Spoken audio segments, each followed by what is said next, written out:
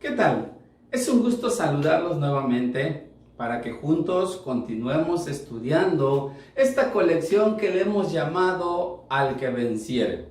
Dios nos está invitando a seguir venciendo y eso es lo que vamos a estudiar el día de hoy. El día de hoy vamos a hablar acerca de al que venciere no sufrirá daño de la segunda muerte.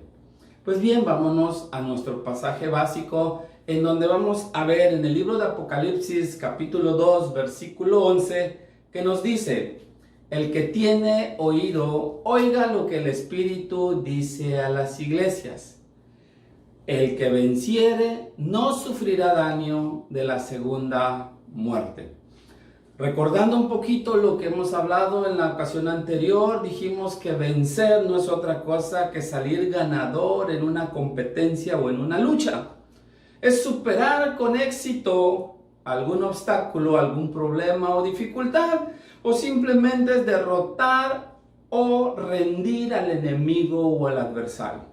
Y como lo decía al principio, el Señor Jesús nos sigue invitando, sabiendo que la victoria Él ya la conquistó y lo que nosotros tenemos que hacer es permanecer firmes en la lucha para poder reafirmar en nuestra vida la victoria que hoy ya tenemos, porque dice la palabra de Dios que en Cristo somos más que vencedores.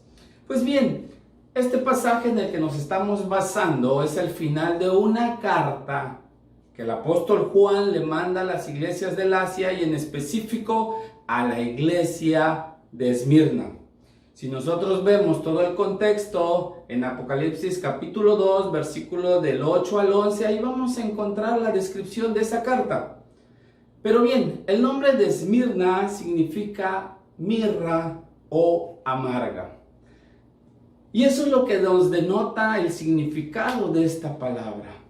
Dice por allá que la mirra por sí misma no tiene un olor, sino tiene que ser machacada o tiene que ser mastrujada para que la mirra despida ese olor agradable. Pues bien, hermanos, por eso la mirra es símbolo de grandes sufrimientos e inclusive de muerte. Si nosotros estudiamos la historia de las iglesias, nos vamos a dar cuenta que la iglesia de Esmirna tuvo una muerte muy amarga. Por eso, en este pasaje vamos a encontrar algo que llama la atención. Esmirna, juntamente con Filadelfia, son dos iglesias de las 7 a las que se les manda el mensaje, a las que el Señor no le reclama ni le reprocha nada. Sin embargo, es una iglesia que sufrió, es una iglesia que estuvo bajo el yugo de la persecución.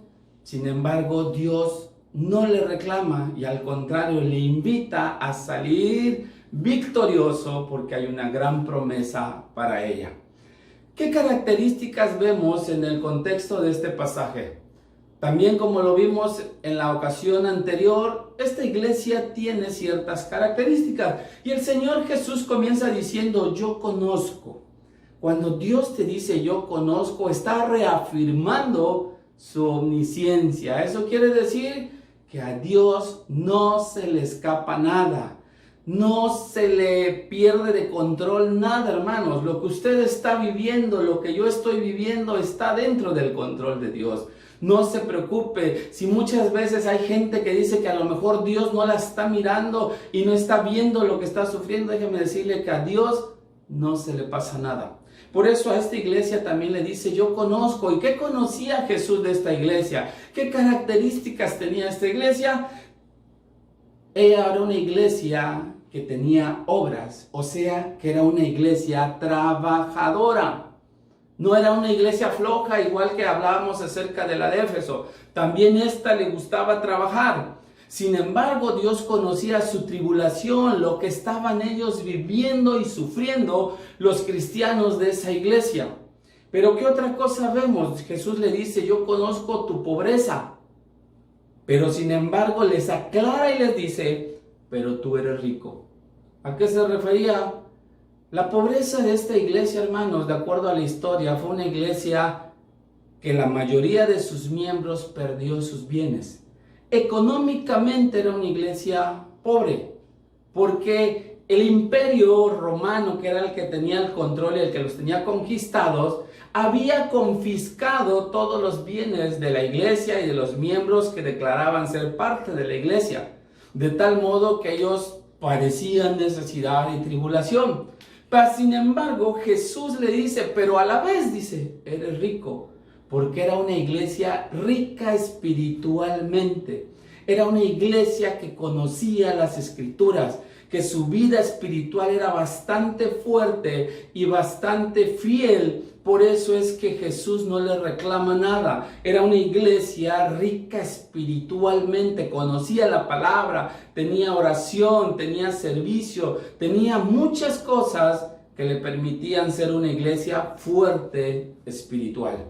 ¿Qué otra cosa vemos? Dice que él conocía la blasfemia de los que dicen ser judíos y no lo son, sino sinagoga de Satanás. Dentro de la iglesia también había gente que se había inmiscuido con tal de desviarles de la palabra, del principio de la palabra, pero era una iglesia vigilante que cuidaba, por eso era una iglesia rica espiritual, porque no permitía eso. Ese tipo de personas, dice la palabra que la sinagoga es la reunión de un grupo, y entonces cuando se refiere a la sinagoga de Satanás, era una reunión que hacían donde iban y pretendían no solamente adorar, sino hacer muchas cosas que el mismo Satanás les pedía. Por eso Dios aclara y dice, no te preocupes, yo conozco lo que también hay dentro de la iglesia y no me dejará mentir. Hoy en día también vemos ese tipo de situaciones en muchos lados. Gente que lo único que está buscando es cambiar el principio bíblico y meter, como decíamos en la ocasión anterior, doctrina de hombres, doctrina de Satanás y volviéndose un grupo, una reunión, una sinagoga de Satanás, como dice esta palabra. Pues bien, Dios nos dice, al que venciere, algo que nosotros tenemos en claro y que debemos llevar en nuestro corazón, hermanos, es que usted y yo, todo creyente debe estar consciente de su condición de soldado de Jesucristo. El apóstol Pablo lo decía, dice, yo soldado de Jesucristo, usted, yo somos soldados. Por eso Dios nos invita y nos llama a vencer. Pues bien, ¿cuáles son las luchas en las que tenemos que vencer? Esta iglesia también nos describe otro tipo de luchas a los que Jesús nos estaba animando a salir vencedores. Número uno, pues una de las luchas es con el temor a padecer. Hay mucha gente que no sirve, que no hace nada por temor a padecer. Hay mucha gente que tiene miedo, tiene temor de las cosas que suceden. Hoy en día con lo que estamos pasando, mucha gente tiene miedo, tiene temor. Pues también la iglesia de Esmirna, Dios le animaba y le decía, no tengas miedo. Por eso en la palabra de Dios, en Apocalipsis 2, en la primera parte del versículo 10, encontramos cuando le dice, no temas en nada de lo que vas a padecer. La iglesia era consciente de que iba a pasar un proceso donde iba a padecer, pero Dios le estaba diciendo, no temas. Y Dios te está diciendo el día de hoy, no temas por lo que estás pasando, no temas por lo que vas a padecer. Esa es la lucha que tú tienes que salir victorioso, hacer a un lado el temor. ¿Y cómo hacemos a un lado el temor, hermanos? Dice la palabra de Dios allá en Primera de Juan, que el verdadero amor echa fuera todo temor. Tú tienes que permanecer en el amor de Cristo y amando a nuestro Señor con todo tu corazón para que no haya lugar al temor en tu vida. ¿Qué otra cosa vemos? ¿Qué otra lucha es la que tenemos que salir victoriosos? con el ser probados. Mucha gente tiene miedo, tiene temor y a veces vive angustiado por el hecho de que a veces tenemos que ser probados. ¿Recuerdan lo que usted le decía yo en la otra ocasión cuando hablábamos acerca de los cimientos? ¿Por qué Dios nos prueba? Porque necesitamos saber qué tan fuerte y cuál es nuestro cimiento. Pues bien, Dios aquí a la iglesia le dicen, si sales vencedor con el ser probado, hay una promesa grande para tu vida. Y aquí dice la palabra de Dios, siguiendo con el libro de Apocalipsis, capítulo 2, versículo 10, en la segunda parte nos dice, he aquí, el diablo echará a alguno de vosotros en la cárcel para que seáis probados. No estoy diciendo con esto, hermano, que usted lo van a meter a la cárcel. No tenga miedo de eso. Pero sin embargo nos refiere aquí la palabra que hay situaciones en nuestra vida que a veces nos mantienen como encarcelados. Hoy en día, dígame usted, si no se siente encarcelado, de que no puede salir de su casa, que no puede hacer su actividad normal por la instrucción que tenemos del gobierno. Muchas veces así nos sentimos, pero sin embargo la palabra de Dios nos dice, no tengas temor cuando seas tú probado. Tienes que salir victorioso cuando tú eres probado. Pero si le tuviéramos a Job a nuestro lado, podríamos preguntarle, él fue un hombre que fue probado y que salió victorioso. ¿Por qué a veces nos prueba Dios, hermanos? En una ocasión se los dije. Cuando Dios permite la prueba en tu vida, pero aclaro, la prueba, no consecuencia de tus actos, ni consecuencia de tu pecado, sino la prueba es porque Dios confía en ti y confía en mí, de que no le vamos a fallar y de que vamos a salir victoriosos, que es lo que nos recuerda este pasaje. Por eso dice, al que venciere, ¿qué? Con el ser probado. ¿Qué otra cosa necesitamos salir victoriosos? ¿Qué otra prueba viene a nuestra vida? Muchas veces con el tener tribulación. Hay mucha gente que padece tribulación y déjeme decirle algo. Hablamos de padecer, hablamos de lo que es ser probado, pero tribulación, hermano, es mucho más que todo eso.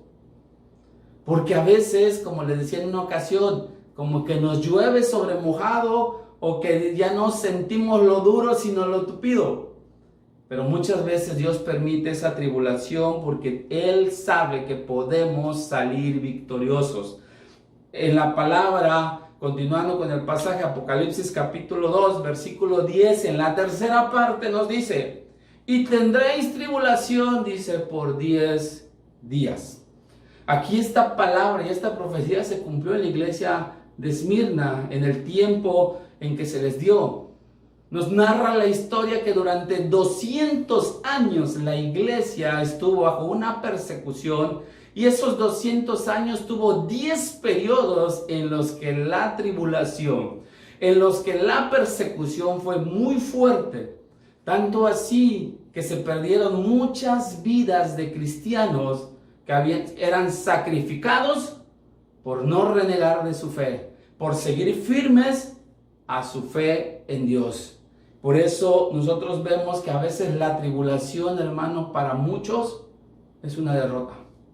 Muchas personas en medio de la tribulación tiran la toalla, como decimos, o le damos la espalda.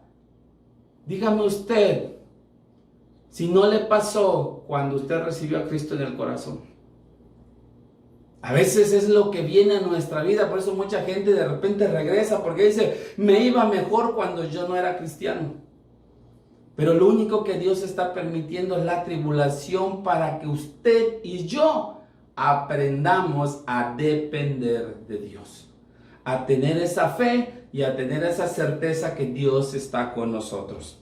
Pues bien, la cuarta lucha en la que tenemos que salir victoriosos es con el ser fiel. Mucha gente le cuesta trabajo ser fiel a Dios. Y cuando hablo de fidelidad, hermanos, es permanecer en la voluntad de Dios, el obedecer a Dios y el saber y tener la certeza de que Dios tiene el control de todo. De tal modo que yo no me desespero, no vivo en la ansiedad, sino vivo en la confianza y en la certeza de quién es Dios y de las promesas de Dios para mi vida.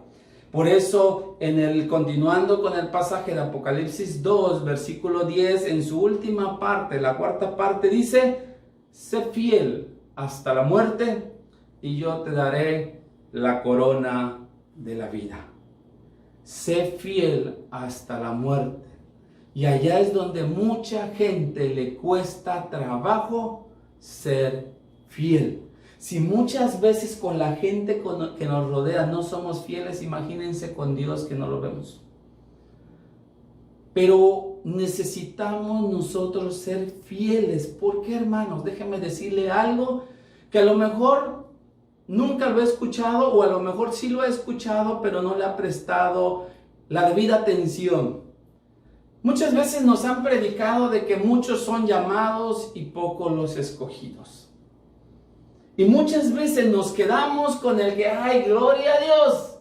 Que soy escogido. Fui llamado, no rechacé el llamado y hoy soy un escogido de Dios. Pero déjeme decirle algo muy importante. No con eso es suficiente para que usted llegue a la presencia de Dios. Para estar con Jesús no basta con ser llamado y ser escogido, sino en permanecer fiel. Si usted fue llamado, si usted fue escogido, pero no permanece fiel, no llegará a alcanzar las promesas de Dios. Y en la Biblia encontramos muchas personas, hermanos, que no alcanzaron la promesa. ¿Te recuerda a un Salomón que fue llamado, fue escogido y al final de cuentas le dio la espalda a Dios? También la Biblia nos narra la apostasía de Salomón. ¿Usted recuerda a un Judas que fue llamado por Jesús, que fue escogido por Jesús, pero no permaneció fiel? Se perdió también. Y así podríamos decir varios ejemplos. ¿Por qué la importancia de permanecer fiel y salir victoriosos en la fidelidad? Dice el libro de Apocalipsis, hermanos, 17:14. Y ahí es donde les voy a decir dónde la Biblia respalda lo que les estoy diciendo. Dice la palabra: pelearán contra el Cordero. ¿A quién se refiere? A los enemigos de Jesucristo. Dice: y el Cordero los vencerá, porque Él es Señor de señores y Rey de reyes. Y escuche bien: y los que están con Él son llamados y elegidos y fieles. ¿Se da cuenta? Llamados, escogidos y fieles. Muchos son llamados, pocos son los escogidos, y parafraseamos, y a veces muy pocos son los que permanecen fiel. Si permanecemos fiel, entonces estaremos siendo victoriosos, estaremos alcanzando la victoria.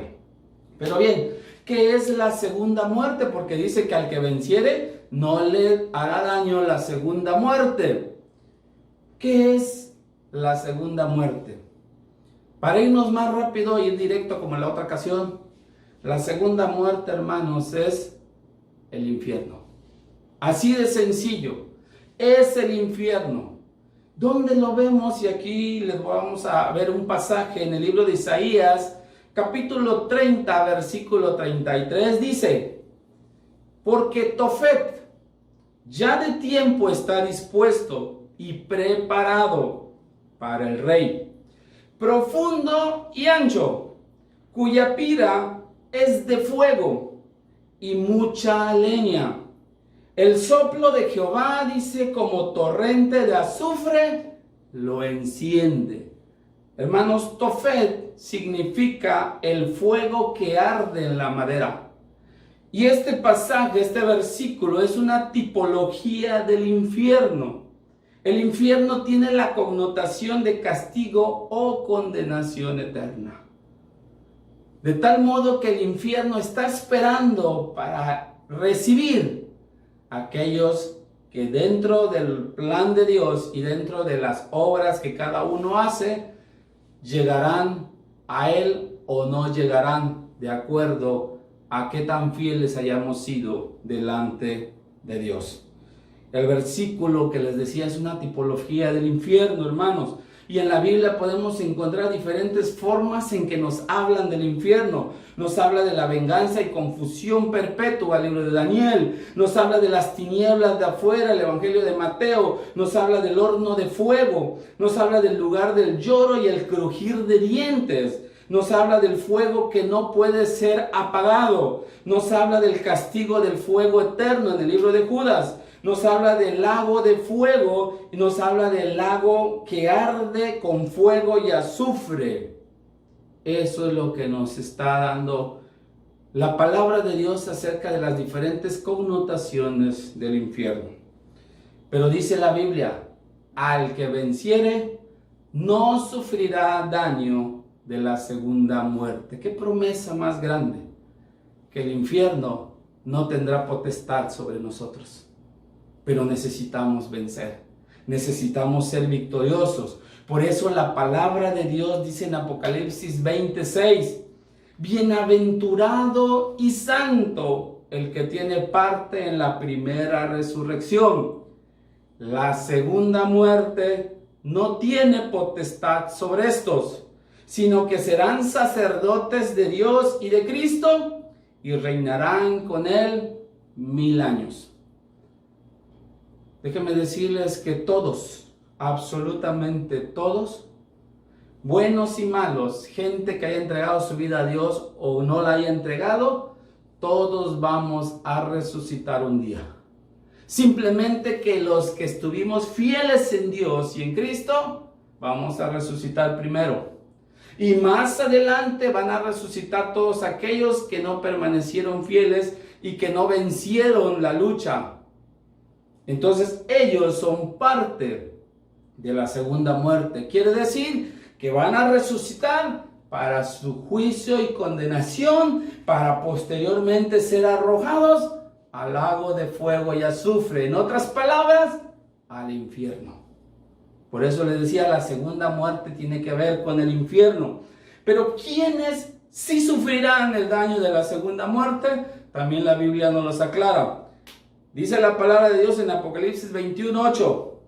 Pero los cobardes e incrédulos, los abominables y homicidas, los fornicarios y hechiceros, los idólatras y todos los mentirosos tendrán su parte en el lago que arde con fuego y azufre, que es la muerte segunda. ¿Se dan cuenta que el infierno es lo mismo que la muerte segunda? Ahí se van a ir todos aquellos, como dice esta palabra, cobardes, incrédulos, abominables, homicidas, fornicarios, hechiceros, idólatras y todos los mentirosos. Lo que habíamos hablado en ocasiones anteriores. ¿Quién más se va a ir allá? Dice la palabra de Dios en el mismo libro de Apocalipsis, capítulo 20, versículo 10. Dice, y el diablo que los engañaba fue lanzado en el lago de fuego y azufre. También el diablo se va para allá, donde estaban la bestia y el falso profeta, todos aquellos que ocupó para venir y causar destrozos y generar la gran tribulación que la humanidad va a pasar en algún momento. Y serán atormentados día y noche por los siglos de los siglos. Imagínense cómo van a estar ahí por toda la eternidad, siendo atormentados y sufriendo. Pero no solamente los de la descripción anterior, ni Satanás, ni la bestia, ni el falso profeta se van a ir. También dice la palabra de Dios en el libro de Apocalipsis, capítulo 20, versículo 14, y la muerte y el Hades fueron lanzados al lago de fuego. Esta es la muerte segunda. ¿Quién es? La muerte. Por eso, hermanos, cuando venga la primera resurrección, nosotros ya no habremos de morir. La muerte ya no tendrá potestad sobre nosotros. Esa muerte será enviada al infierno. El Hades, ¿qué es el Hades? El lugar de los muertos. Si ya no va a haber muertos, ya no tiene caso que el Hades esté, y también será enviada al lago de fuego. Ahí se va a ir y va a ser destruido todo ello. Pero déjenme decirles algo más. ¿Quiénes más se van a ir para allá? Y aquí es donde la palabra de Dios quiere que nosotros reflexionemos también el día de hoy. Apocalipsis 20, versículo 15 nos dice: y el que no se halló inscrito en el libro de la vida fue lanzado al lago de fuego. ¿Quiénes son los que sus nombres no están inscritos en el libro de la vida? Todos aquellos que nunca recibieron a Cristo en su corazón. Dice la palabra de Dios que a los que creyeron y a los que lo recibieron, les dio potestad de ser hechos hijos de Dios. Por eso es importante recibir a Cristo en mi corazón. ¿Por qué? Porque cuando yo recibo a Cristo en el corazón, mi nombre es puesto en el libro de la vida. Y cuando yo esté escrito en el libro de la vida, quiere decir que tengo un lugar reservado en la gloria, en el cielo, en la presencia de Dios. Mientras que los que no estén, su lugar será el lago de fuego. Serán lanzados al infierno. Por eso es la importancia, hermanos, dice la palabra de Dios, que en Romanos, que con el corazón se cree para justicia, pero con la boca se confiesa para salvación. No está hablando de que si yo soy bueno o malo, que si soy buena persona o no. Está hablando de la necesidad de que nosotros recibamos a Cristo en el corazón. Porque no son por buenas obras, es a través de la fe en el sacrificio que Jesús hizo. Eso es lo que nos va a dar la garantía de poder estar con el Señor. Por eso dice que el que venciere no sufrirá daño de la segunda muerte. Por eso el día de hoy yo sé que no solamente cristianos o creyentes están viendo este video.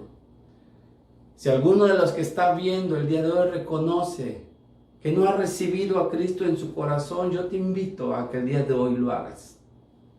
Porque en el momento en que tú lo hagas, en ese instante, cuando tú lo haces con convicción y de corazón, entonces tu nombre va a ser inscrito en el libro de la vida.